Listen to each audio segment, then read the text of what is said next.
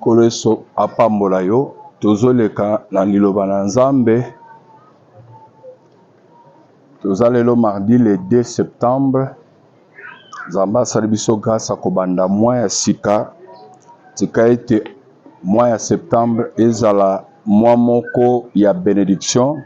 Ndenge eza ya rentrée scolaire.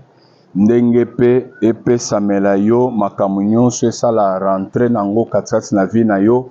Soko perdaki, soki ba mwa muso ezalaki ya compliqué, tika ete rentrée moko esalema parti ya mwa septembre oyo, makambo ya sike banda, saison ya sike banda na kombo na Yesu Kristo. Tozana thème tozolobela, il faut que je fasse tandis qu'il est jour. Eza thème tobandaki depuis inauguration, mais tosimbaki yango te depuis le 24 août. Totikaki yango mwa likolo, touchaki mingi likambo etali saison, et toyoko bandango depuis dimanche le 31 awa. Tozoke nango ti fin semaine pona kotala ndenge Nzambe akosunga biso tosilisa na thème oyo. Il faut que je fasse tandis qu'il est jour.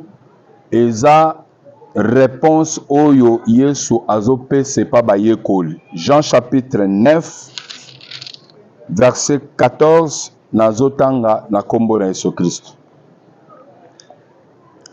Il faut que je fasse tandis qu'il est jour les œuvres de celui qui m'a envoyé. La nuit vient où personne ne peut travailler. Awa Yesu azo répondre na ba disciple.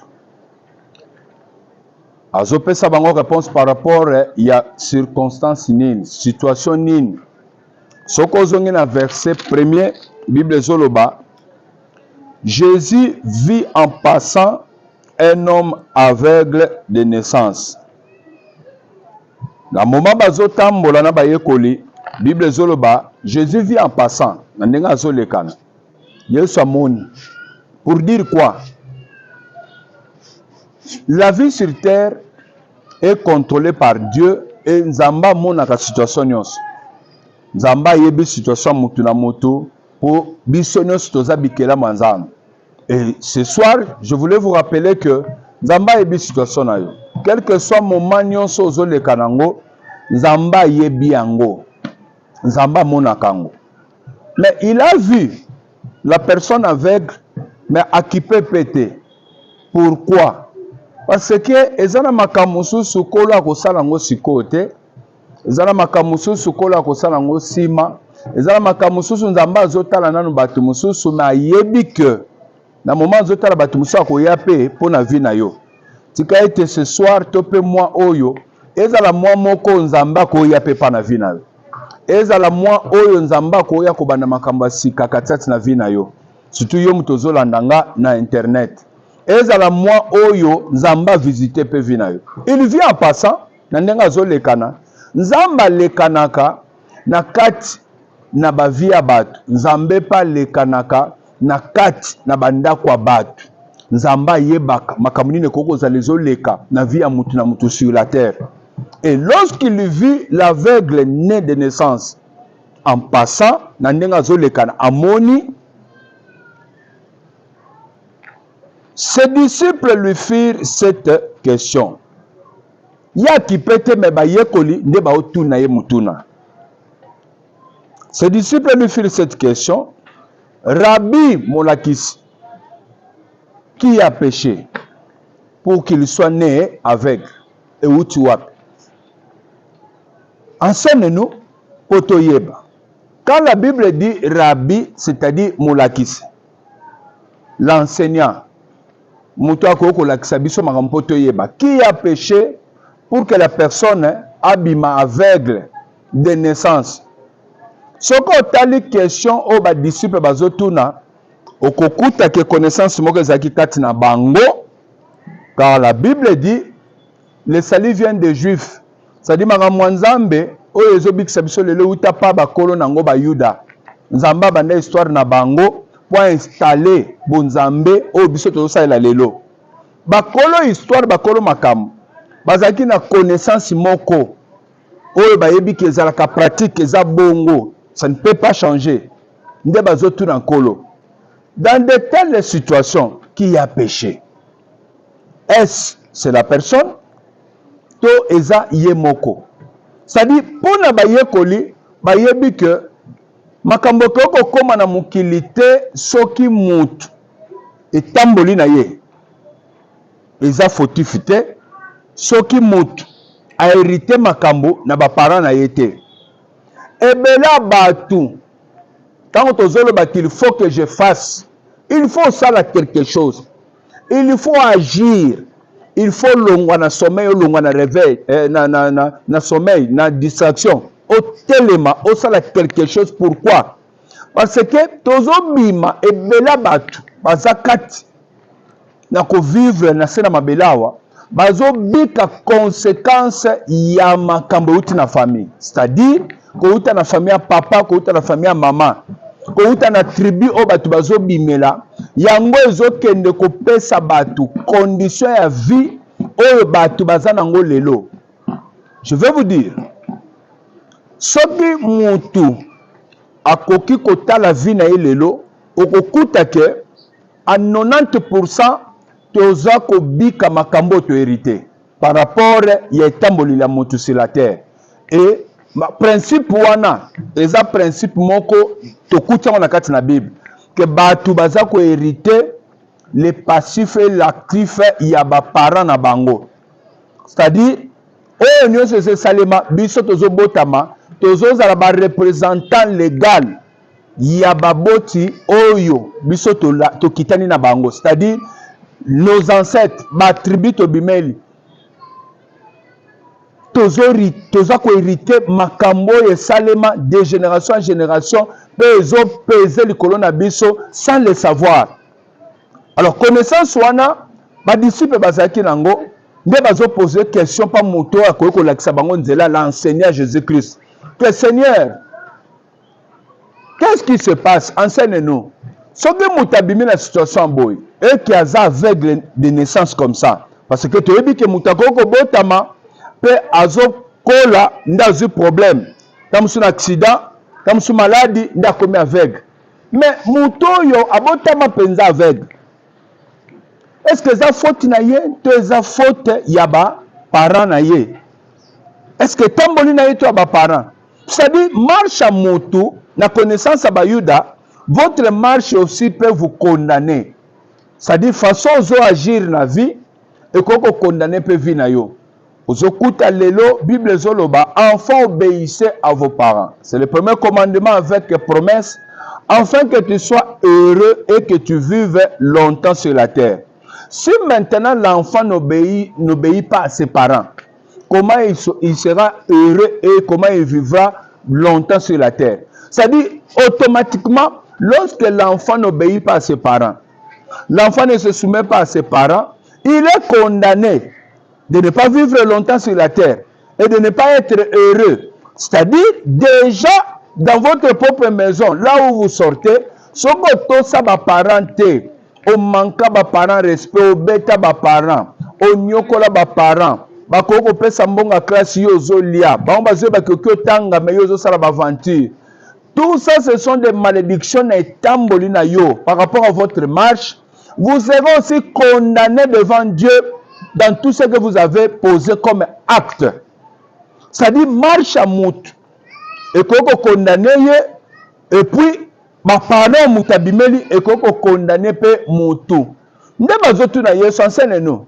Kola zoloba, oui, eza ni ba parent, eza ni ye moko, mais aspect moko nde il faut bon comprendre dango ezo échapper bino. Quel est maintenant cet aspect oyo échappaki bango? C'est l'aspect spirituel oyo ezozala ta na référence mon côté ni na marche ya aveugle ni na ba parents aveugles. On avait expliqué le dimanche, on avait dit ceci, c'est-à-dire as option oyo Yesu azokende kotombola ya misato eza ni ye ni ba parents na ye, mais afin que les œuvres de Dieu soient manifestées en lui. C'est-à-dire, option ya puissance en âme. Oyo faut bikisa moto oyo. Oyo faut délivrer moto. Oyo faut changer situation moto. Puissance de Saint-Esprit, démonstration nguya. Ce qui nzamba zana nguya, Satan n'a pas zana nguya na ye. Si Dieu a sa puissance, toute puissance, Satan n'a pas zana nguya o sa la kamusala, oyo permettre que ameka ko pratiquer misala na ye na ba via bat, ko détruire bat. Ce qui nzambe misala na ye, ya Saint-Esprit za ke délivrer et rendre biso vie et fongola ma vie na biso, délivrance kota. Le diable pour lui azoya ko kanga via bat, azoya ko bloquer via bat, azoya ko freiner via bat. Maintenant Yesu azoya sabango. Non, faut que l'aspect spirituel ait agir. Et on avait dit ceci. Ezana batu bakutani na bitumba na bavi na bango, bitumba oyo peut-être place oke ko futela. Lopango oyo kokota, ozokuta lopango wana nde ezo rendre bino condition bokomi nango lelo.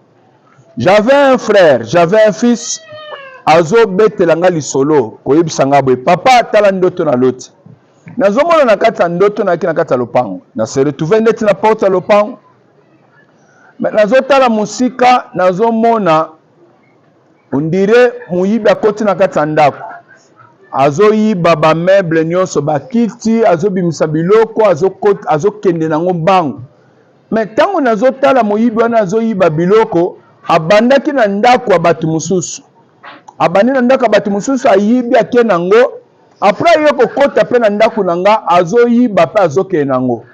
Metanga azo yiba azoke nango na luki na talelongi na ye nazo talelongi nazo mona longi ya tata lopango.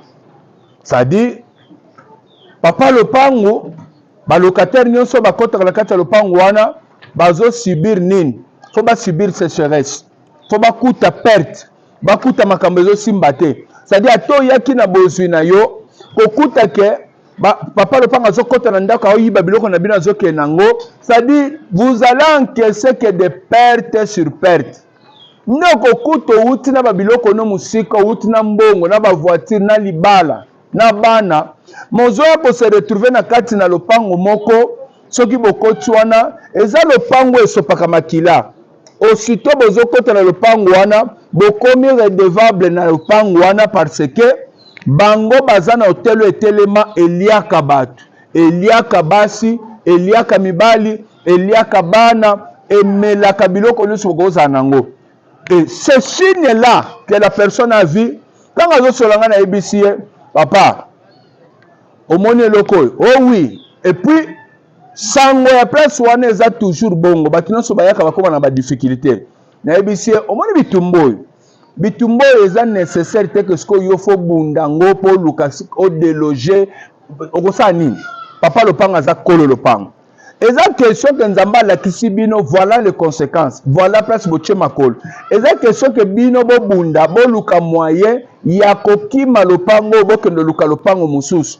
C'est-à-dire, il y a des parcelles au côté bénédiction, mais il y a des parcelles au côté paix, au côté malédiction des autres personnes qui ont des autres détruire bino. Alors, au côté se retrouver dans ma pango à bongo, au côté se retrouver tant musus na musala place aux autres postes ya mutu songolo, mutu ana lobi ke ngam to remplacer ngazate. Au côté subir conséquences ya misala Satan na vie na yo. Sans pour autant famille na yo bakota makambo yo ni erreur yo moko salita musu ya kotambola mabe non, mais parce que kaka oye ko se retrouver na bureau ya fonction publique passe directeur songola zalaki et directeur ana lobi ke muto remplacer ngazate akeko bele la molili po ya ko evre et ya ko sala musala ke mutu nyonso ya kokota kana bureau yo il faut subir.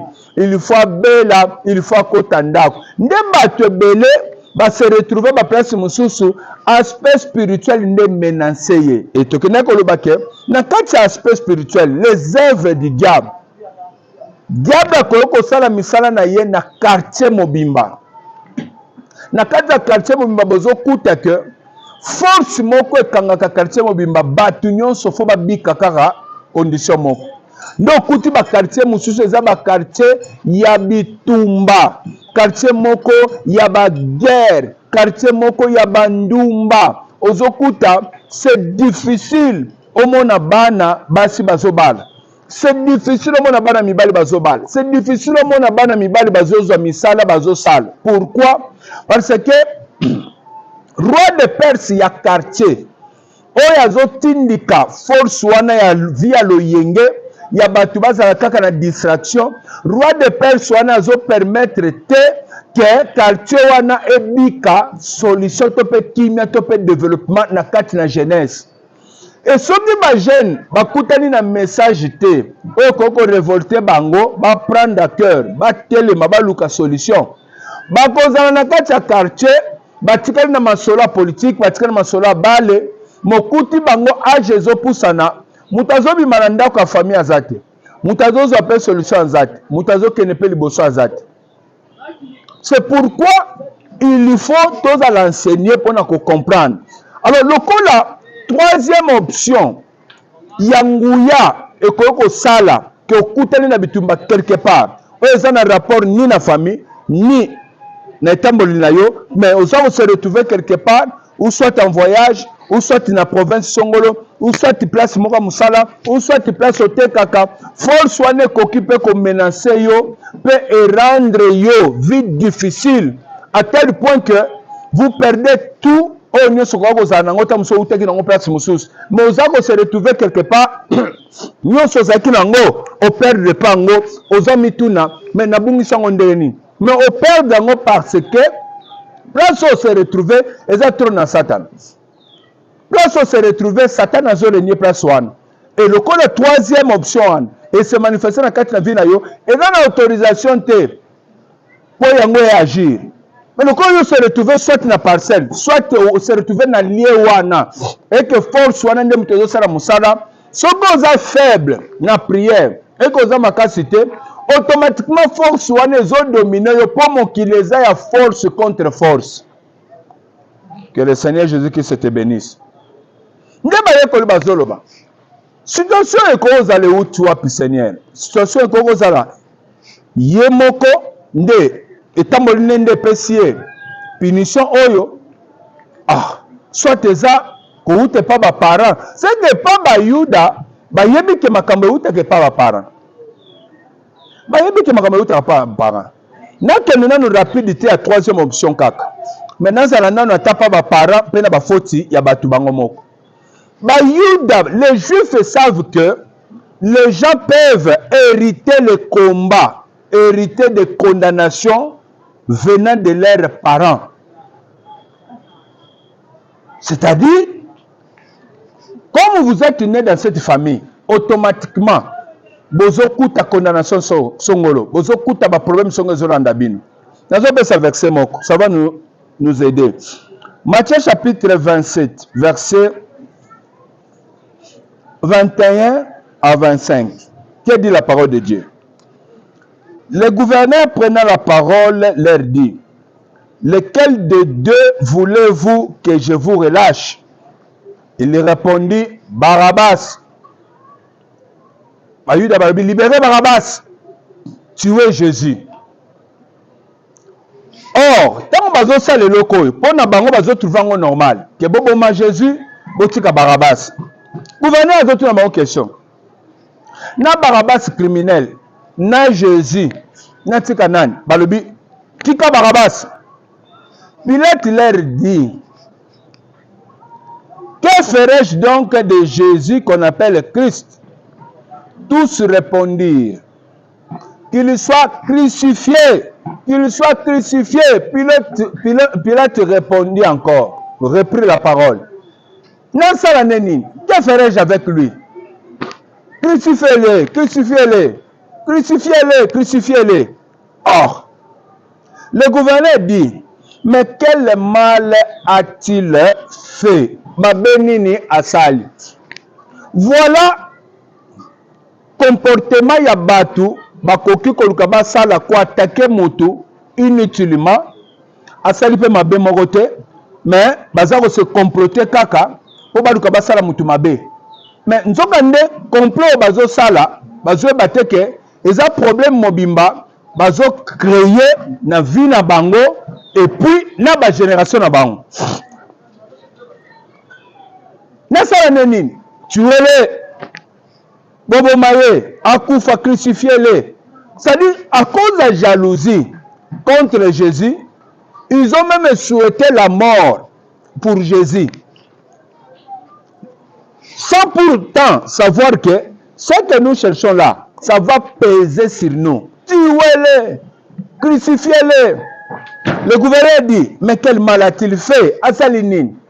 Mutogoko fundaye, mutogoko bundisaye, na tango monika sali faute, o ezama be, okuzana raison, tango zo attaqué, tango zo bundisaye. Mais zo mutuana zana faute te, asale le côté, atabo bundisiye lelo, bon matabo kita, akolonga, zamba ko justifié ye. Et pendant Nzambe, atabo sali ba réunion, atabo sali ba appel conférence, on a décidé que bobo mamutu, bo sala mutu mabe. Boko salango, mais le juste juge, oya zala kanali kolo, azomona, akoyeba na ko répondre bino par rapport à l'oko bozo sala. Voilà que, batoyo, bayuda bakoko telema, pour décider que, crucifiez-les, crucifiez-les, bobo maye. Gouverneur Azozong Samaloba pour leur dire, quel mal a-t-il fait? Pourquoi vous demandez sa mort? Akufa kaka. Crucifiez-le, on n'a pas besoin de lui. Lâchez Barabbas, crucifiez Jésus-Christ. Pilate, voyant qu'il ne gagnait rien, mais que le tumulte augmentait, prit de l'eau, se lava les mains en présence de la foule et dit, je suis innocent du sang de ce juste, cela vous regarde. Comme vous voulez que je puisse crucifier Jésus, moi je suis innocent, c'est vous qui dites ça. Moi je suis innocent, moi je dis non, moi je suis innocent. Ok, cela vous regarde. Et tout le peuple répondit que son sang, le sang de qui? Le sang de Jésus que tu vas crucifier. Que son sang, que son sang retombe sur nous et sur nos enfants.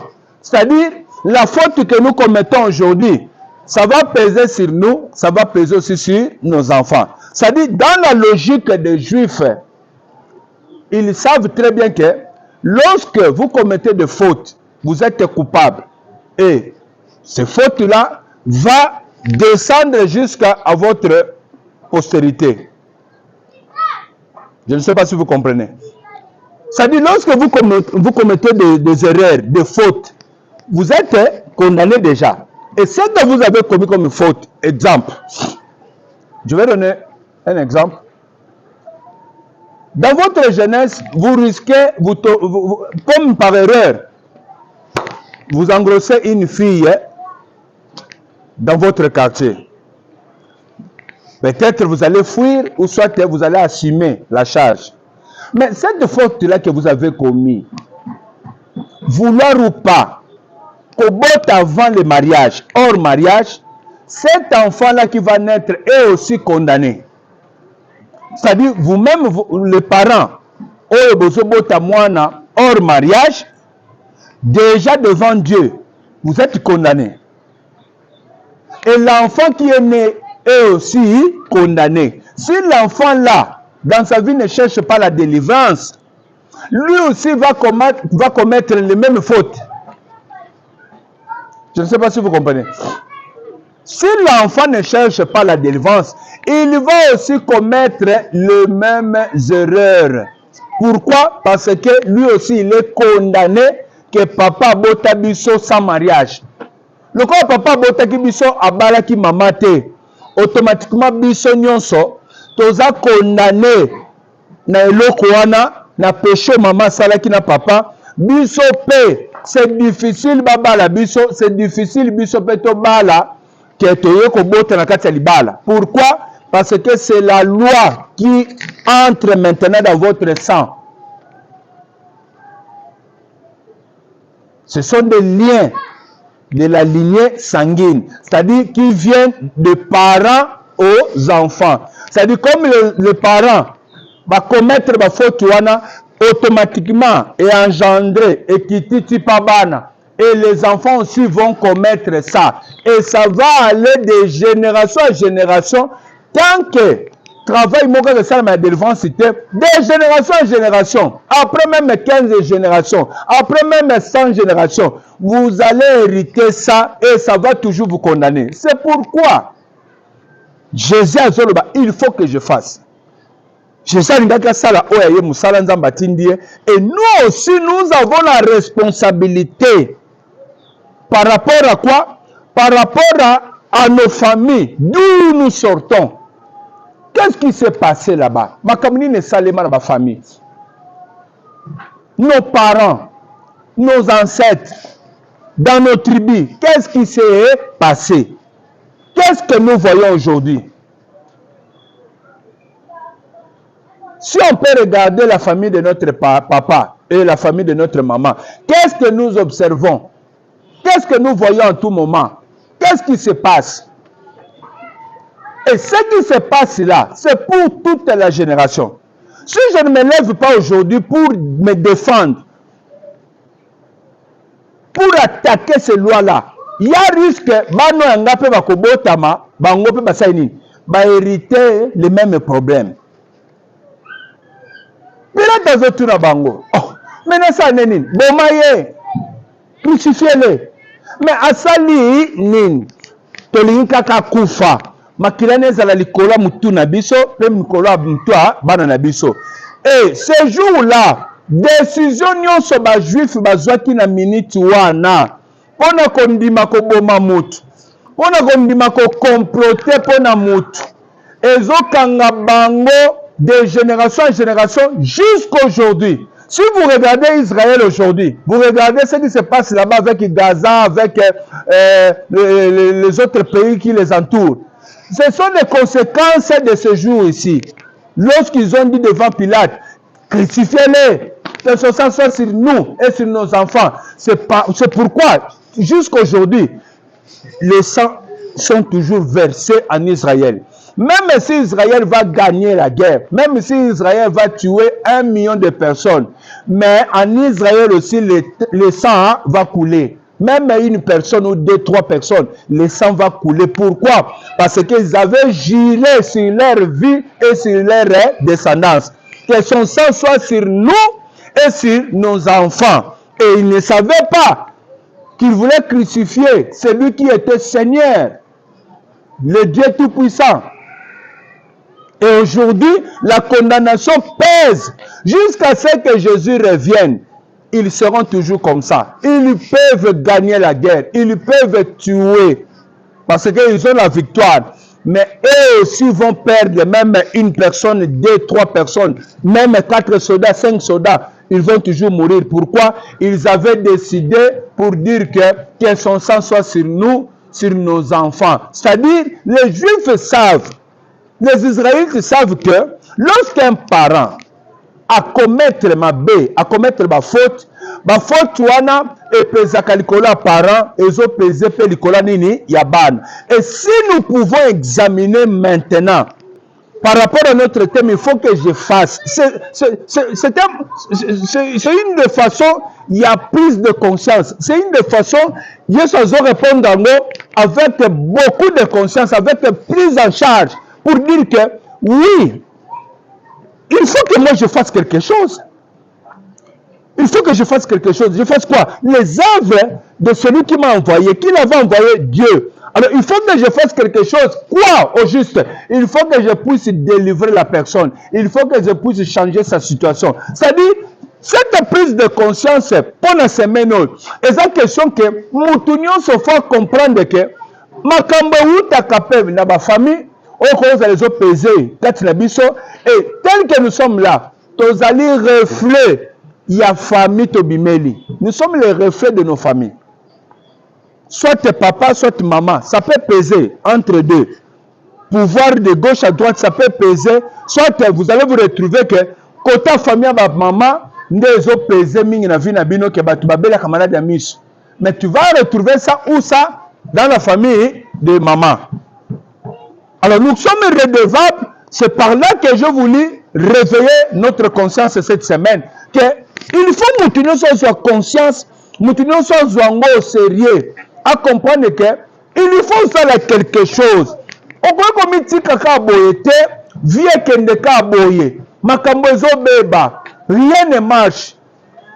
Ouverture moko zozate la vie, et tu regardes ça seulement comme ça, sans pour autant que tu puisses te révolter. C'est-à-dire, semaine oyo, et cette semaine moko ya révolte, oyo tozo banda kotala nan, nakati na ba parents, makamunine ya, makamunine bima, makamunine landakabat, kota famille ya mama, nine tungisakabat, ba condamnation eza nini. Et biso ko tozo conscience ya komi lobela, oui. Attention, na onction nzambe apesi assemblée te. Mais moi-même, je suis aussi enfant de Dieu. Dans une église pambate, il faut que je fasse quelque chose. Parce qu'à moi, Bible Zoloba, voici les miracles qui accompagneront ceux qui auront crié. À mon nom, ils chasseront les démons. C'est-à-dire, ceux qui auront crié, Dieu a fait grâce de nous accorder sa puissance, que nous puissions chasser les démons. Il y a que Bengana force union, il y a que Bengana nguya molili, c'est-à-dire cette semaine, et cette semaine, il y a que Bengana nguya molili, que ce qui pouvoir moko, makamu moko utaka kota famille à papa, oh biso to hérita, oh zo compliqué biso, makamu utaka na famille à maman, cette semaine, il faut que je fasse quelque chose. Tu dois te dire ça. Il faut que je fasse quelque chose. Je dois faire quelque chose pour que ma vie change, pour que je sois délivré. Je dois agir. Je ne dois pas rester statique. Je ne dois pas rester distrait. Je dois agir que ma situation puisse changer. C'est ça la réaction de cette semaine. On peut se lever pour prier.